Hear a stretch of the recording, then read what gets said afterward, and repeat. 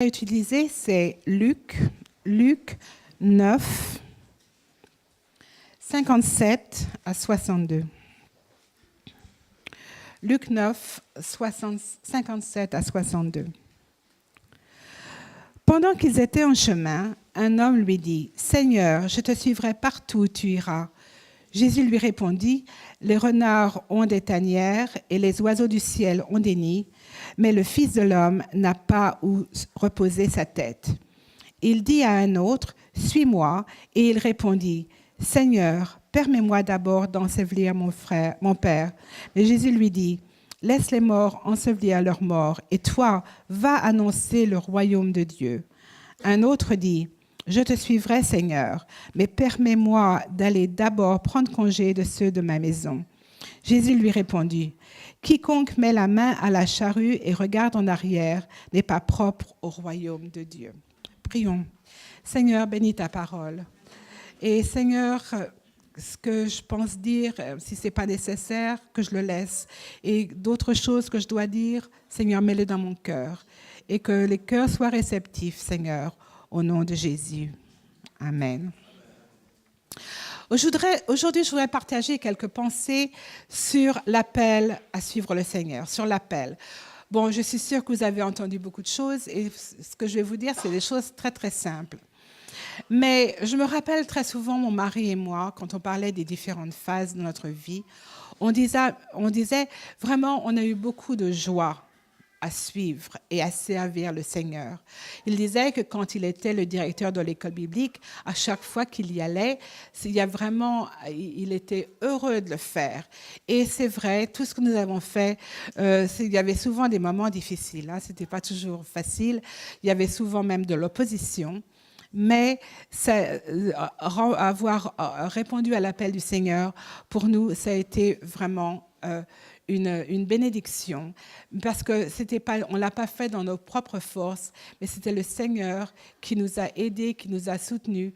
Et maintenant que je suis toute seule, le Seigneur me soutient encore, je dirais même encore plus, parce que j'ai besoin de sa présence. Et donc, ce que je veux dire d'une manière générale, s'il y a quelqu'un ici qui sent l'appel du Seigneur d'une manière ou d'une autre, parce que vous savez, j'ai parlé de la mission, mais ça peut être toutes sortes de choses, hein, parce que nous sommes tous appelés à suivre le Seigneur, n'est-ce pas? Hein? Parce que souvent, quand on donne sa vie au Seigneur, non seulement il est notre sauveur, mais il est aussi notre Seigneur. On ne peut pas séparer. Donc, quand il est notre Seigneur, notre vie ne nous appartient pas. Mais là, j'avance trop dans mon message. Vous savez, j'ai tendance à faire ça. Donc, ce que je veux dire, c'est que je me rappelle quand le Seigneur nous a appelés pour aller à la Jamaïque, on était passé voir ma belle famille et puis on en avait profité pour faire une campagne d'évangélisation. Et le Seigneur a parlé à mon mari et à moi et nous a dit, il faut revenir en Jamaïque, parce que les gens disaient, vous avez prêché l'évangile, maintenant qui va s'occuper de nous? Et vraiment, c'était vraiment un appel directement pour nous. Et c'est ce que nous avons fait quand nous sommes retournés en Angleterre. Il a fallu contacter les assemblées de Dieu qui nous ont dit d'accord, allez-y. Mais de toute façon, Véron a dit que vous nous soutiez, que vous dites allez-y ou non. Nous, on y va parce que c'est l'appel du Seigneur. Hein. C'était un peu radical, mais enfin, c'était comme ça. Et donc, le Seigneur nous a envoyés en Angleterre. Et vous savez, en Jamaïque. Et ce que je veux dire, c'est que le Seigneur nous avait guidés. Il nous avait dit que nous allions planter des églises, que nous allions aussi former des pasteurs et aussi aider les pauvres. Et par la grâce du Seigneur, tout ça a été accompli. Vous voyez, quand le Seigneur vous appelle, il est là pour nous aider. Aujourd'hui, le mot « suivre » a une nouvelle dimension. Hein. On le voit dans les réseaux sociaux. Je ne sais pas si c'est comme tout le monde veut qu'on les suive. hein.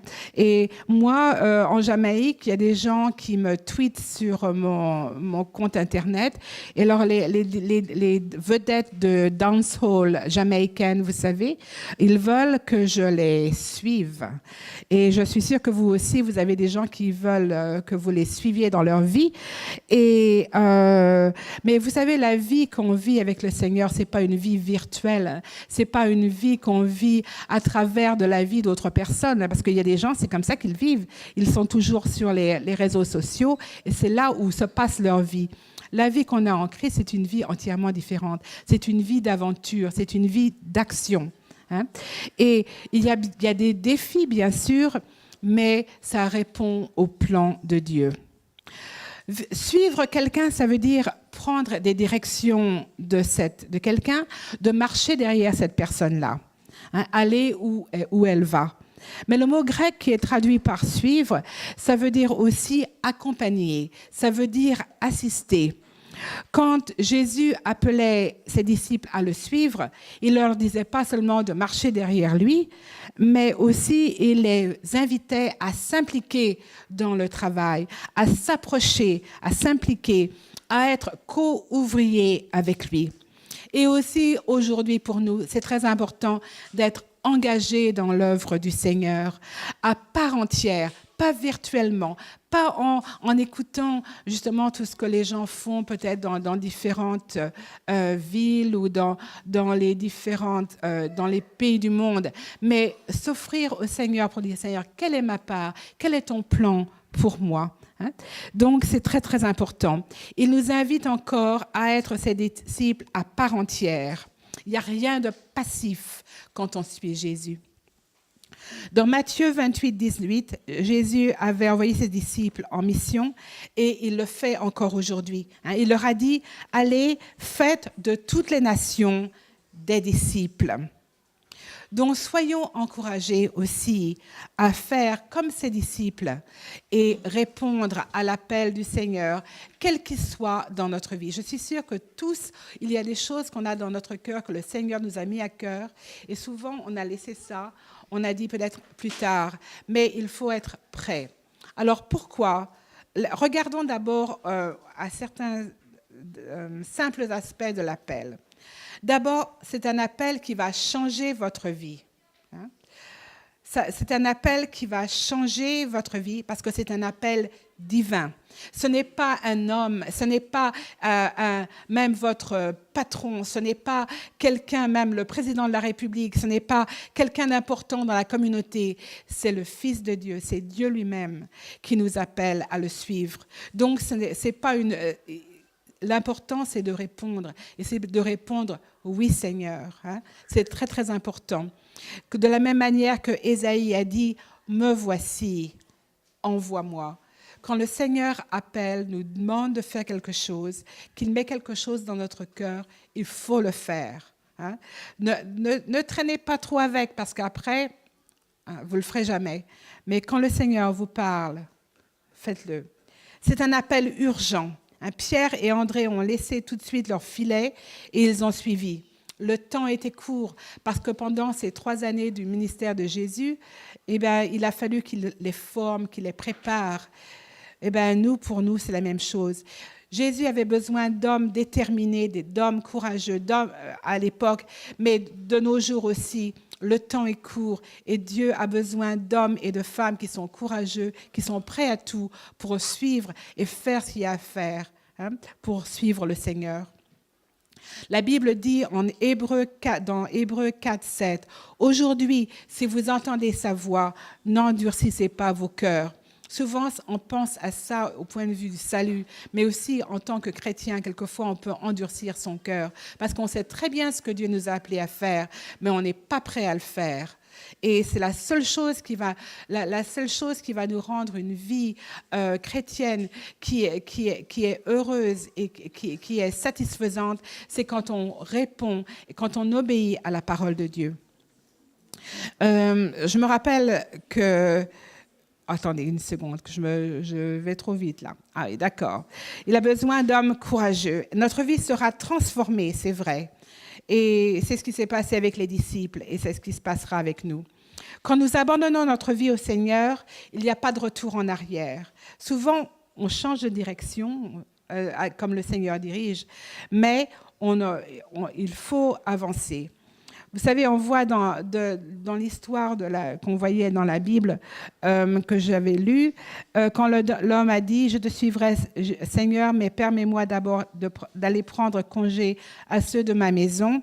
Je pense qu'il se passait, c'est il voulait rentrer chez lui, mais je ne pense pas qu'il était tellement déterminé. Probablement, il allait parvenir, hein, parce qu'il n'y a rien du tout de mauvais à dire au revoir à sa famille. Je sais, quand nous, on est partis d'Angleterre, on a eu une réunion d'adieu, c'est normal. Mais je crois que cet homme-là, il voulait retourner, il n'avait pas l'intention de revenir. Hein, et c'est souvent comme ça. Non, il y a des choses qu'on va laisser. Il y a quelquefois un délai entre répondre à l'appel et le moment où ça va être mis en œuvre, mais ça va être une période de préparation, ça va être une période de mise à l'épreuve de l'appel. Mais l'important, c'est de dire « Oui, Seigneur, je suis prêt ». Mais c'est aussi un appel coûteux. Hein? Ça nous coûte beaucoup aussi. Ça nous coûtera tout, absolument tout. Comme on l'a dit déjà, le salut, c'est le don gratuit de Dieu. Mais quand on suit Jésus, ça veut dire qu'on n'est plus à nous-mêmes, mais c'est lui qui vit en nous. C'est lui qui est la priorité dans nos vies. Et ça affecte tous les aspects de notre vie. Par exemple, je vais vous dire que beaucoup de gens pensent, parce que je suis en Jamaïque, vous savez, c'est les vacances prolongées. Hein? Il y a des gens qui voient ça. Mais je vais vous dire que si vous avez passé une semaine de vacances dans un hôtel de Jamaïque où tout est compris, etc., ne pensez pas que ça vous donnera une idée de ce que c'est d'être missionnaire en Jamaïque. Hein. Même si vous avez fait une mission dans un pays d'Afrique ou de courte durée, vous êtes allé pendant une semaine ou deux, quelque part, vous dites « Oh, je sais tout ». Pas du tout. Hein. C'est pas comme ça que ça se passe. Et comme je vous l'ai dit, ce ne sont pas des vacances prolongées au soleil. Bien que je dois dire que la beauté de la Jamaïque me touche toujours, surtout la beauté des montagnes. Le matin, quand je sors de la maison et que je vois la ligne des montagnes devant chez moi, ça me conduit à louer le Seigneur. Et j'apprécie ça. Mais ça, c'est pas ça qui nous a fait rester si longtemps en Jamaïque. Hein. C'était vraiment l'appel du Seigneur. Et je veux vous dire d'abord qu'avant de recevoir l'appel, il faut être fidèle là où vous êtes. Vous êtes planté dans une église et il faut être fidèle, il faut travailler dans l'église, il faut se mettre à la disposition du Seigneur par son serviteur ici avant d'aller n'importe où. Hein. Il faut être fidèle, c'est ça qui est important.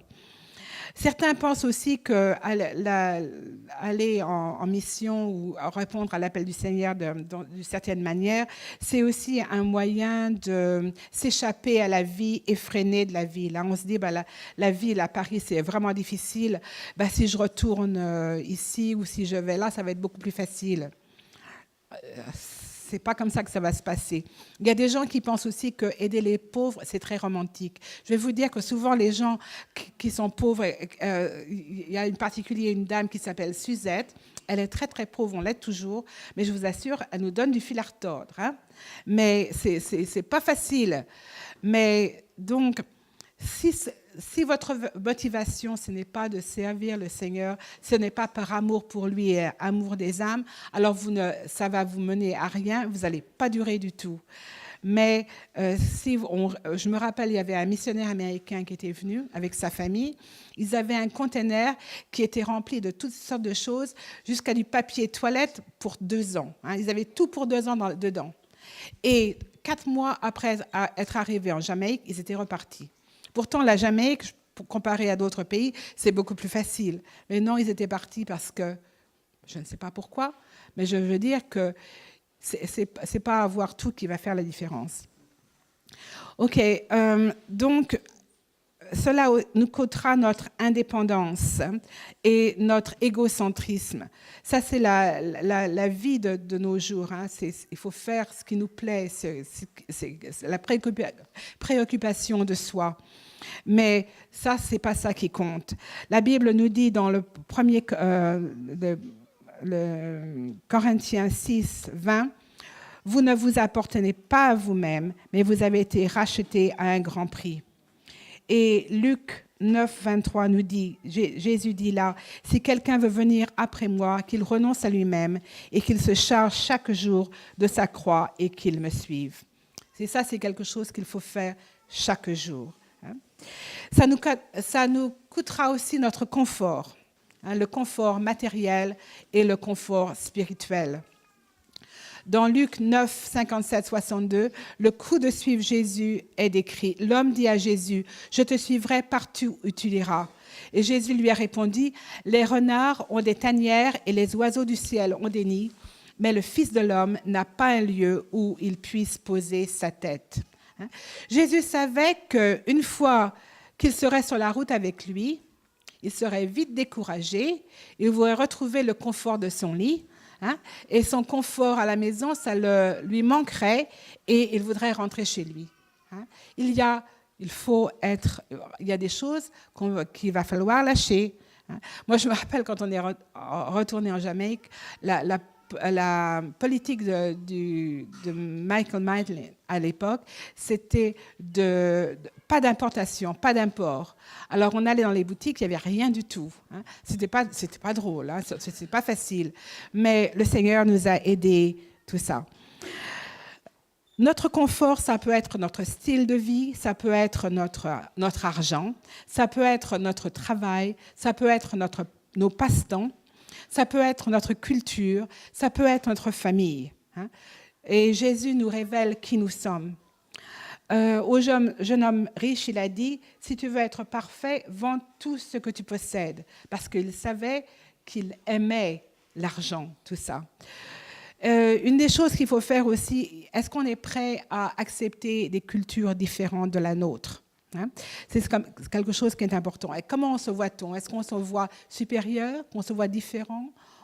Comment se voit-on? Ce n'est pas toujours facile. Je sais qu'en Jamaïque, il y a plusieurs choses. Après 36 ans là-bas, j'ai toujours des petits problèmes, surtout tout ce qui concerne les funérailles et les veillées avant, etc. La manière dont tout ça se passe, je dois dire, c'est difficile. Mais c'est à peu près la seule chose qui est un problème pour moi. Il y a des moments, ces choses ne sont pas faciles, mais on respecte la culture, on apprécie tout ça. Pour vous donner une idée, quand j'étais à Washington, ma fille avait des amis, enfin, il y avait une équipe qui revenait.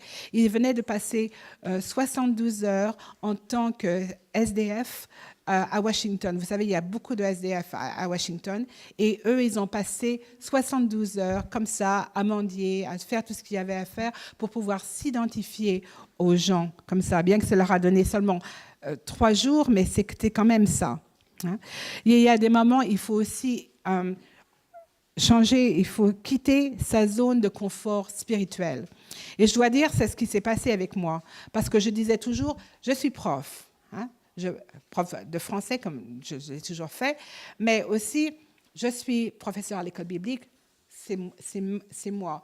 Et après la mort de mon mari, je me suis retrouvée avec des responsabilités auxquelles j'étais vraiment pas, je me sentais vraiment pas du tout confortable. Hein. Et je dois dire que même encore maintenant, il y a certaines choses que je fais, il y a beaucoup de choses que je fais, je ne suis pas forcément confortable. Mais le Seigneur ne nous a pas appelés à être confortables. Il nous a appelés à le servir. Oui, je crois que j'ai fini là-dessus, oui. Et souvent, par exemple, même, je me rappelle, quand ma mère était à l'église, elle était femme de pasteur, elle allait toujours visiter les personnes dans les hôpitaux, et puis elle me racontait toujours ce qui se passait.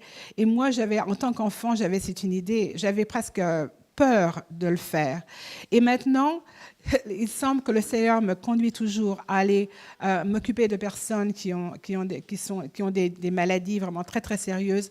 Et on a une équipe de l'Église qui va les aider. Donc, les choses que je pensais que je ne pouvais pas faire, maintenant, je fais ça et je le fais avec joie. Aussi, suivre le Seigneur, ça va affecter nos relations avec nos familles et nos amis.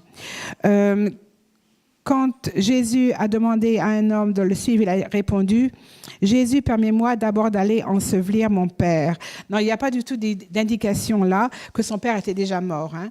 Comme Jean-Marc me disait, ce que ça veut dire, j'attends la retraite, hein, plus tard.